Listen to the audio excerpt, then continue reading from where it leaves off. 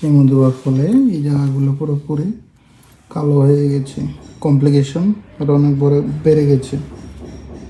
আগে কেমো দেওয়ার আগে অবস্থাটা অনেক ভালো ছিল, বাট বায়োপসির পরে আর কেমোর ফলে গলা একেবারে বন্ধ হয়ে গেছে। এখন রাইল স্ট্রিপ লাগিয়ে খাওয়া দাওয়া করতে হচ্ছে নাক দিয়ে। এই যে মহিলাটার অবস্থা দেখলেন কেমোথেরাপি নেওয়ার পর কি হলো, তো মরার আগ মুহূর্তে আমার কাছে এসে চিৎকার চেঁচামেচি, কিন্তু আমার ভিডিও অনেক আগে থেকেই দেখে। তো ভিডিওটা এই জন্যই করছি, যখনই আপনাদেরকে কোনো কেমোথেরাপির সাজেস্ট করা হয় তো এর আগে তো আপনারা কোনো রকম যাচাই করেন না যে আজকে থেকে 5 বছর আগে যারা কেমো রেডিয়েশন নিয়েছিল আজকে তাদের বর্তমান অবস্থাটা কীরকম।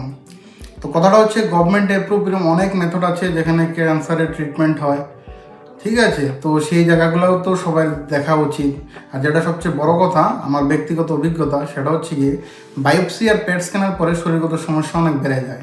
তো আমি পার্সোনালি সাজেস্ট করবো যে বায়োপসি আর পেট স্ক্যান ছাড়া অন্যান্য ব্লাড বেস অনেক টেস্ট আছে যেগুলো দিয়ে ক্যান্সার ডিটেক্ট করা যায় ওই দিকে যাওয়ার জন্য। আর যারা মরার আগ মুহূর্তে আমার কাছে আসেন তাদেরকে বলবো এরকম ভুল করবেন না, অন্যদিকে চলে যাবেন। কারণ ভিডিও দেখতে দেখতে যখন সারা ভারতবর্ষ ঘুরে কোনো দিকে যাওয়ার আর জায়গা থাকে না, তখনই আমার কথা মনে পড়ে। আর এখানে আসার আগে যেসব ডাক্তারের কথা শুনে যা যা করেছিলেন আমার কাছে এসে আবার তাদেরই কথা বলেন, তাহলে আর লাভটা কী?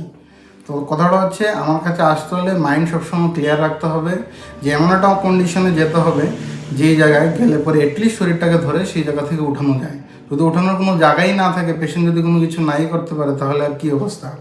আর আমার কাছে সবচেয়ে বেশি পেশেন্ট তখনই আসে যখন হসপিটাল থেকে ছেড়ে দেয়, আর কোনো রাস্তা থাকে না, এরকম অবস্থা থেকে ধরে ওঠাই। তো কথাগুলো বলছি যাতে আপনারা সুস্থ থাকেন, সেটা হচ্ছে কি আমার উদ্দেশ্য। আমি মোটেও বলবো না যে কোনো কিছু হলে আমার কাছে চলে আসুন। চোখ কান খোলা রাখিয়ে সব দিকে যাচাই করে যেদিকে সুস্থতার হার বেশি দীর্ঘ সময় ধরে রেজাল্ট দিচ্ছে ওই সব জায়গাতেই আপনারা যাবেন যাতে নিজে সুস্থ থাকতে পারেন।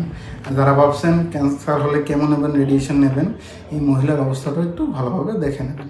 ধন্যবাদ।